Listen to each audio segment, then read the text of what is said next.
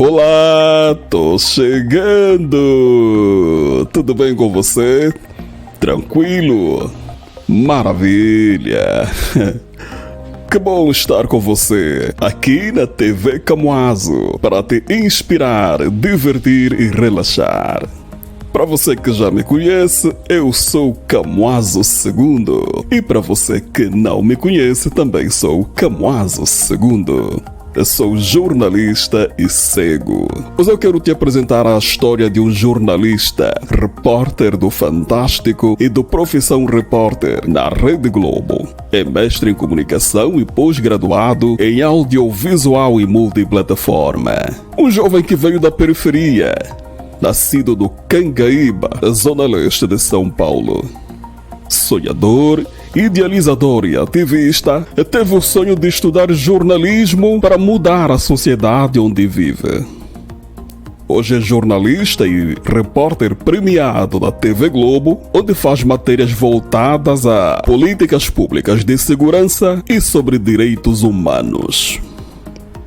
Já convido a você a se inscrever no canal, deixar o seu like e compartilhar o vídeo, porque assim você me ajuda, você contribui para este trabalho. Quando você deixa o seu like, você mostra ao YouTube que esse conteúdo é relevante. Então, inscreva-se no canal, deixe o seu like, deixe o seu gostei, ativa o sino das notificações para você estar sempre atualizado. O meu entrevistado já está aqui, Guilherme Bellarmino, bem-vindo, muito obrigado por aceitar o nosso convite. É uma honra estar aqui, muito obrigado pelo convite, estou te olhando com muita admiração, porque a gente se conhece há muitos anos, né? Fiquei muito feliz agora de ter dado certo esse convite, acompanho muito o seu trabalho, a sua trajetória e estou muito feliz de poder conversar com você, é uma honra, obrigado. Opa, tamo juntos.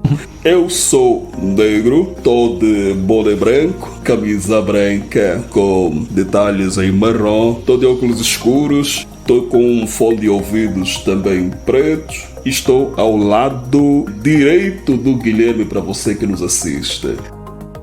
Me autodescrevendo, né? Eu tô vestindo uma camiseta preta, sou um homem negro de barba, já sem cabelo raspado. Guilherme, como é que começa a sua carreira na Globo? Sei que você já começou estagiando na Globo News, mas como é que você entra para o Profissão Repórter? Pois é, eu comecei a faculdade em 2006, né? Na época eu não morava mais em São Paulo, eu tinha me mudado para o interior. E aí voltei para cá, né, muito decidido a fazer jornalismo, tratar de temas sociais, assim. Eu gostava na época muito de economia, mas também de política.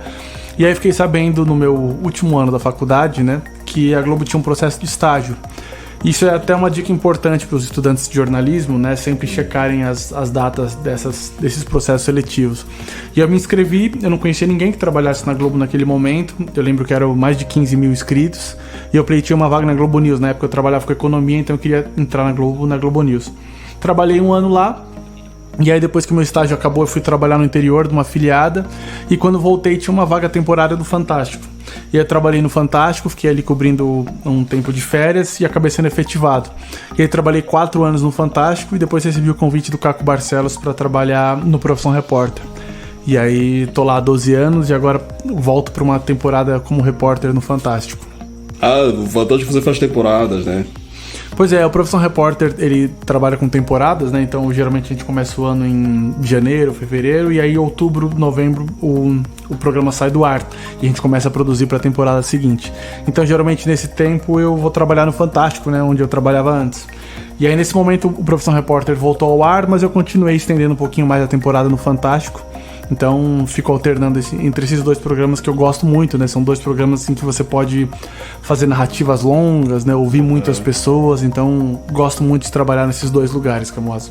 Maravilha. O jornalista Caco Barcelos vai às ruas, uma equipe de jovens jornalistas mostrando os desafios da rotina de um repórter da cobertura. Como é que é a tua rotina de ser repórter de rua? A rotina do repórter é não ter rotina, né? Nós vivemos muito em função da notícia, né? Algumas pessoas têm até uma visão romântica disso, né? Como se você fosse um profissional diferente dos outros, um trabalhador diferente dos demais, mas a verdade é que a gente acaba tendo a nossa vida pessoal em vários momentos em segundo plano, né? Quantos não são os momentos em que você está com a sua família e acontece alguma coisa e você tem que sair para reportar, para fazer o seu trabalho. Então, ser um repórter de rua, né, ser um repórter, né, porque repórter de rua deveria ser uma redundância, né, todo repórter deveria ir para a rua. Então, ser repórter é trabalhar sempre atrás da notícia, né, é acompanhar os acontecimentos e saber que quando acontece algo de interesse público, você tem que estar pronto para ir lá acompanhar. E aí é interessante destacar também que a nossa função de repórter, ela é uma função muito pautada pelo interesse público.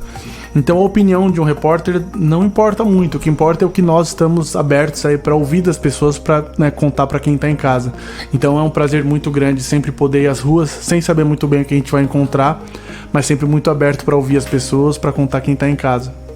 Mas também tem os seus desafios. E o repórter, às vezes, também ele reporta aquilo que ele mesmo passa também. Eu estava lendo que em 2015 você foi alvo de preconceito nas redes sociais, foi ameaçado também. Sobre uma matéria que foi divulgada no Profissão Repórter. Você lembra disso? Pois é, lembro. Essas matérias, as matérias em que a gente consegue fazer o nosso trabalho, a gente lembra sempre, né? Mas essas que tem desafios, a gente lembra ainda mais. Como eu trabalho muito com direitos humanos, né? Para mim é muito importante mesmo estar ao lado, né, de grupos vulnerabilizados, né? Mulheres, pessoas com deficiência, comunidade LGBTQIAP+.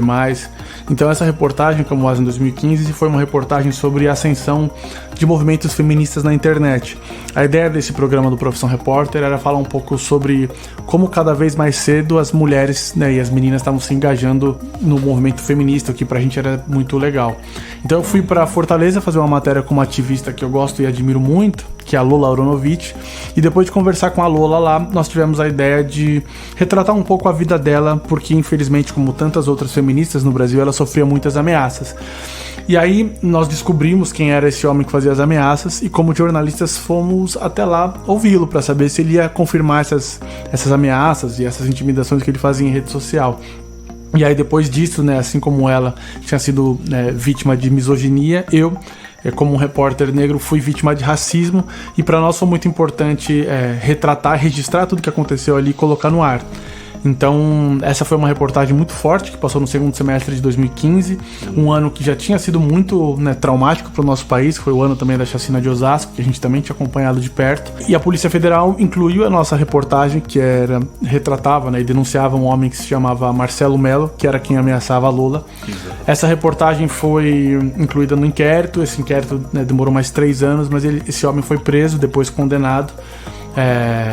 Muito com base no que a gente conseguiu descobrir e mostrar ali. Então o repórter tem essa função não de dar a opinião dele, mas de mostrar para as pessoas o que acontece. Então esse foi, fato, um caso em que eu acabei entrando na notícia, é o que a gente evita fazer, né? Acabei sendo ofendido ali por esse homem. Mas foi também um caso muito importante para minha carreira, porque eu senti que eu fiz a diferença, porque muitas pessoas que estavam sendo ofendidas e ameaçadas por ele acabaram tendo alguma paz quando ele foi preso 3 anos depois. 3 anos depois. Pois é. E hoje, depois dessa matéria que você fez sobre movimento feminista, como é que você vê hoje em dia esse movimento? 10 anos depois. Pois né? 10 anos depois. É muito importante, né? Quando a gente começa a trabalhar com reportagem, com jornalismo, a gente acaba percebendo que as nossas causas e as nossas lutas se repetem, né? Então, apesar de políticas públicas, né, terem sido lançadas de lá para cá, a gente tem a lei do feminicídio, a gente tem um desenvolvimento de várias delegacias da mulher, né, a gente percebe que as mulheres continuam sofrendo muito, assim como nós, negros sofremos, assim como, né, deficientes sofrem, né? Então eu acho importante que esses casos nunca saiam da imprensa.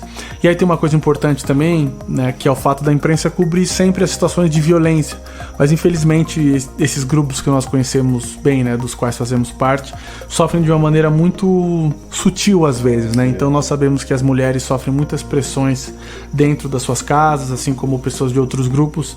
Então é importante que esses casos cheguem à imprensa quando eles alcançam essa repercussão por causa do grau de violência, mas é muito importante lembrar que esses grupos, e nesse exato momento muitas mulheres passam por situações de dificuldade, como pessoas negras e pessoas da comunidade LGBTQIAP+, e pessoas com deficiência sofrem também. Então esse assunto não pode sair nunca da imprensa, né? A gente tem que continuar falando sobre ele sempre.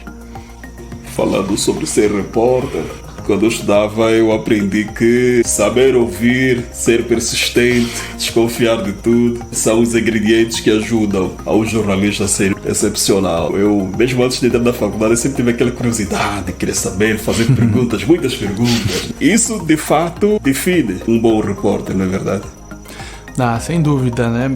Eu trabalho com o Caco Barcelos, né? Que é um grande repórter, uma grande inspiração. Foi minha referência da faculdade. Foi também, né? E eu acho que essa é a base da nossa profissão, né? Eu tô falando aqui e a gente começou a nossa conversa e eu te disse, né? É muito difícil para mim dar entrevista porque eu acho que a função do repórter é mais ouvir do que falar. E eu acho que a gente tem que lutar muito para que isso se mantenha. Né? A gente está acostumado e eu sei que as pessoas gostam muito do repórter quando ele fala, mas eu acredito que primordialmente a função do repórter é ouvir as pessoas, né? Essa é a parte mais importante do nosso trabalho. E também não deixa de ser uma grande experiência, uma vivência sem igual, ouvir as pessoas num país tão desigual quanto o nosso. É claro que eu acredito que essa é uma receita de sucesso para o repórter, mas eu também acho que é um exercício importante de empatia hoje para qualquer pessoa, né? Ouvir é sempre uma boa solução e nessa época de polarização que a gente vive, ouvir é sempre um bom remédio e um alento. Estar na televisão, fazer o trabalho que você desenvolve, tem dado muitos privilégios, muitos lugares você já conheceu, você inclusive foi para a África do Sul também. Como é que foi a tua ida lá na África do Sul? Queres contar para nós como é que foi conhecer o país africano? Importante, né? Eu acredito que o que eu faço no jornalismo, né, como repórter de direitos humanos, acaba moldando muito quem eu sou na minha vida pessoal, né? A gente acaba percebendo que a nossa função de repórter não para quando a gente sai do trabalho ou quando a gente está de férias. Então eu fui para lá numa viagem que não era a trabalho.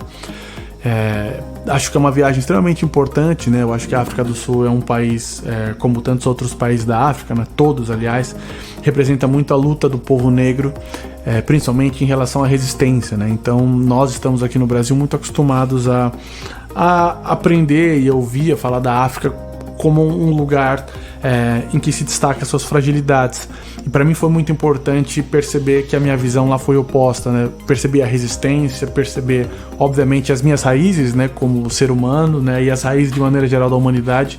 Então foi uma viagem incrível, assim, né? Eu destaco de tudo isso a história do Mandela, né? Eu acho que a história do Mandela, ela é uma síntese da resistência do povo negro e de onde nós podemos chegar. Eu, lendo lá, pude ver um pouco da biografia dele, lendo os livros dele, né, acompanhando um pouco os lugares em que ele foi, e eu acho que essa conexão com as raízes é muito importante, né? Você falou muito bem, né? Depois que a gente começa a trabalhar e ter acesso a outros lugares que nos garantem alguns privilégios, né? Isso vale para qualquer pessoa. Eu acho que tem algo que é muito importante, que é você nunca perder as suas raízes, nunca esquecer quem você queria ser antes da gente alcançar os lugares em que a gente está hoje. Já se encontrou lá. Pois é, me encontrei de um jeito muito bonito, assim, né? Assim como me encontro também muito na periferia, no Nordeste. Eu acho que você veio da periferia, né? Pois é, né? Nasci no Cangaíba, aqui em São Paulo, na Zona Leste, então eu acho que é muito importante que a gente não esqueça quem a gente é durante, né, a nossa caminhada, o nosso percurso, Camuasa. Muito bom, estou conversando com Guilherme Belarmino, jornalista, repórter. E lembrando, se você ainda não está inscrito, inscreva-se no canal, clica aí no botão vermelho, aí com a referência inscrever-se, clica aí também no gostei, deixe seu like. E também o sino das notificações para você não perder nenhuma novidade no Dia do Repórter, 16 de fevereiro. É importante destacar essa data, homenagear o grande trabalho que nós jornalistas temos feito, dando esse contributo significativo para a sociedade. O que é que você vai fazer? Tem alguma matéria já nesse mesmo dia ou vai ficar em casa e merecer um descanso num dia que é seu? Acho que né, nós que trabalhamos na rua, assim, é quase tudo menos em casa, né? Eu não sei onde eu vou estar esse dia, mas eu sei que eu devo estar muito disposto a ouvir as pessoas, né? Eu acho que o Dia do Repórter é um marco importante, e aí eu me lembro quando você fala, né, um pouco das comemorações, dos posts, né?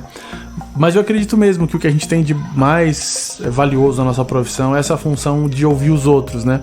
Eu me lembro um pouco quando eu estava ainda na faculdade. e eu estava num outro estágio anterior à Globo, eu tive a oportunidade de sentar numa mesa com várias autoridades, e em especial com o ex-presidente. Ele estava lançando um instituto, e esse episódio me marcou muito porque eu era a pessoa mais jovem daquela mesa, eu era o único negro ali naquela mesa. E era um evento com uma pompa, assim, um evento social. E eu fiquei pensando assim, putz, o que eu vou fazer aqui? Eu tinha algumas dúvidas, eu tava com uma pauta em mente. E aí, em um certo momento, eu peguei e fiz uma pergunta. Uma pergunta que era uma pergunta crítica um pouco à postura desse ex-presidente. E aí ele me respondeu. E foi nesse momento que eu percebi que quando você trabalha como repórter, você tem um privilégio que é muito importante, que tem um valor social muito grande, que é fazer uma pergunta que muitas vezes o público não pode fazer. Então, quando você vai sentar na frente de um prefeito, de um governador, de um grande economista, de uma personalidade, você pode ali pensar numa pergunta que às vezes a sua mãe queria fazer, uma dona de casa queria fazer, um motorista do ônibus queria. Então eu acho que a função do repórter é essa, é às vezes representar as pessoas e cutucar o poder. A gente fica muito perto do poder, né, Camuaso? Então eu acho muito importante que o repórter sempre lembre da sua função, que não é ocupar um espaço de poder, mas muitas vezes provocar o poder. Então eu espero que no dia do repórter todos nós nos lembremos disso, né? Você tem alguma referência? Uma pessoa que te inspira? Eu sempre tive muitas referências também no ramo do jornalismo. Pessoas que me davam inspiração. E você? Eu tenho algumas, né? Eu tenho duas grandes inspirações com quem eu tive a honra de trabalhar. O Caco Bartelos, como você citou, é um deles, né? Um grande profissional, né? Para mim, o maior jornalista investigativo brasileiro, né? Que tem Rota 66, Abusado e outras obras muito importantes. Tive e tenho a oportunidade de trabalhar com o Caco há 12 para 13 anos, então aprendo muito com ele diariamente. Trabalhei muito também com o Valmir Salaro no Fantástico, um grande jornalista, um grande amigo, um mentor, não me canso de dizer isso a ele. Também um profissional muito bom na arte de ouvir, assim, uma pessoa com faro jornalístico muito grande. E eu acho que tem algumas figuras históricas também, né, principalmente, né, do movimento e da trajetória negra do Brasil. Lima Barreto, Machado de Assis, né? O Brasil tem uma cultura negra muito bonita que muitas vezes fica apagada. Então eu acho que esses dois escritores brasileiros, né, que trabalharam também como jornalistas, tem algo que para mim é o mais importante que um repórter tem que ter, que é o senso crítico, que é você chegar num lugar, você conseguir ler um ambiente, você saber quais perguntas você tem que fazer. Então eu gosto sempre de lembrar essas duas e de voltar essas inspirações, porque são pessoas que não estão mais presentes, mas que de alguma maneira continuam e que nos inspiram, exatamente. Bom, você trabalha na televisão, mostra o que as pessoas assistem. E o que você assiste na televisão? Pois eu assistia muito jornal, sabe? Eu acho que eu me tornei jornalista depois de tanto assistir jornal com meu pai. Eu lembro que meu pai voltava do trabalho e aí a gente ficava ali, brincava um pouco quando era criança, e meu pai tinha isso de assistir o Jornal Nacional. E eu sempre ficava com ele ali ouvindo, e eu, né, depois tive a oportunidade de entrevistar várias pessoas que eu primeiro vi nas telas da TV. O Frei Davi, da Educafro, por exemplo, é uma pessoa, né, que hoje eu admiro muito e que eu já via naquele momento lutando pelo movimento negro na televisão. Então eu assistia muito televisão na minha infância, na minha adolescência. Depois, quando eu comecei a trabalhar com jornalismo, eu acabo lendo mais do que assistindo TV, porque a gente produz tanto TV, né, a gente grava tanto, que muitas vezes você tem que ler para se informar sobre o que as pessoas estão fazendo. E você, por exemplo, eu não assisto muitos programas de entretenimento. Eu gosto muito de assistir os jornais ainda, mas hoje com uma visão muito mais crítica. Todo mundo que assiste jornal comigo ou televisão diz que eu sou muito chato, porque depois que você assiste TV como jornalista, você não tá mais se entretendo, você tá analisando as notícias, você tá prestando atenção no que o repórter fala, no que a autoridade responde. Então eu gosto muito de ler, assim, de ler os jornais, livros, reportagem também, e gosto muito dos jornais, assim, né? Gosto de assistir, mas ainda com essa visão crítica, porque eu acho que uma coisa que o jornalista tem que ter sempre é uma visão de aprimoramento, né? Não só da sociedade, como do seu próprio trabalho. Isso é importante, a gente nunca tá perto do que a gente quer ser. Você falou do tempo em que você estava na sala e teu pai estava sempre ligado no jornal todo dia. A minha referência do jornalismo foi o rádio. O rádio. Foi o contrário, Quando eu era criança, até a minha adolescência, eu ouvia muito rádio. Isso é que me conectou para poder um dia estar ali, falar também para audiências, para pessoas de vários estratos sociais, pessoas espalhadas que estão em todo canto. Aí eu ouvia muito rádio também. E depois comecei, claro, primeiro foi assim com essa visão, né, de se entreter. Mas depois já ouvia rádio já com essa visão que você também deve, de mais crítica, mais analítica. E aí eu disse, não, eu vou ser locutor, mas tenho que fazer o jornalismo, né? Eu tenho que fazer jornalismo para fazer o que eu ouvia, o que eles faziam, né? Não queria ser só um simples locutor. Aí eu ingressei na universidade, fiz lá as cadeiras de rádio.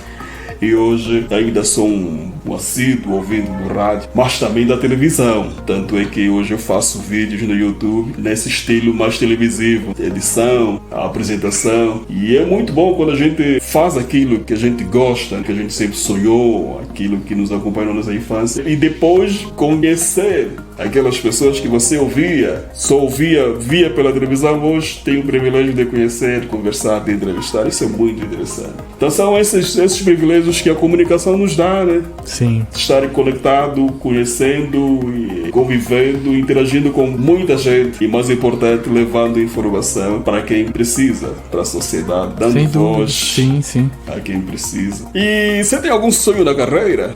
Eu tenho muitos, né? Eu acho que com o passar do tempo a gente vai vendo que na nossa vida nem tudo a gente consegue realizar, né? Mas ao mesmo tempo a gente acaba realizando coisas com que a gente não sonhava antes, né? Então eu acredito que quando eu realmente pisei assim numa redação e comecei a trabalhar mais com jornalismo, eu acabei realizando muitos sonhos que eu nunca tinha tido, né? E alguns são muito singelos, assim, né? São sonhos que não representam grandes viagens ou momentos grandiosos que as pessoas talvez deduzam que um repórter pode ter. Eu realizei alguns sonhos que eu não tinha, assim, né? E passei por alguns momentos na minha carreira que pra mim vou guardar pra sempre como troféus, assim, né? Isso.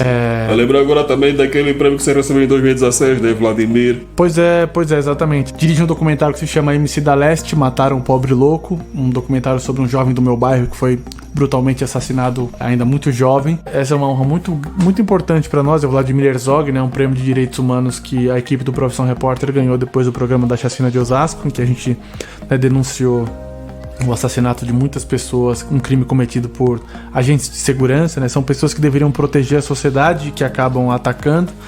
E outros momentos que eu citaria aqui são momentos que às vezes passam, né, despercebido pelas pessoas. Um deles, por exemplo, que vale tanto quanto um prêmio, é você fazer uma reportagem e você perceber que uma pessoa que foi presa injustamente foi solta.